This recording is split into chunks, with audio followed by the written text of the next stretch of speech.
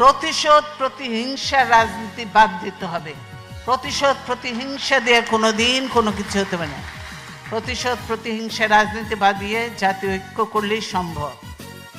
এখানে একটু আওয়ামী লীগ আর বিএনপির মধ্যে পার্থক্য। বিএনপি সবসময় জাতীয় ঐক্য প্রতিশোধ প্রতিহিংসার ঊর্ধ্বে সকল নিয়ে কাজ করতে চায়।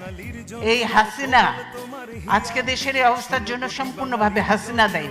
কারণ হাসিনা, এই যে আমি শ্রদ্ধার সঙ্গে স্মরণ করব, বিশিষ্ট সাংবাদিক ছিলেন, বিবিসি সংবাদদাতা ছিলেন সিরাজুর রহমান সাহেব, তাকে আমি শ্রদ্ধার সঙ্গে স্মরণ করছি। আমি খুব ভালো মানুষ ছিলেন, মুক্তিযোদ্ধা ছিলেন সিরাজুর রহমান সাহেব। তিনি তার ইন্টারভিউ নিচ্ছিলেন এবং বলেছিলেন, আমি বাংলাদেশে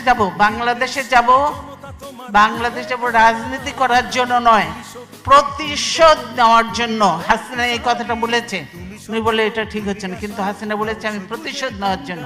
তাই আজকে প্রতিশোধ নিয়ে বাংলাদেশকে একদম খোকলা বানিয়ে দিয়ে, বাংলাদেশকে একদম ধ্বংস করে দিয়ে, সমস্ত প্রতিষ্ঠান ধ্বংস করে দিয়ে বাংলাদেশকে তার বাপ তলাবিহীন ঝুড়ি বানিয়েছিল।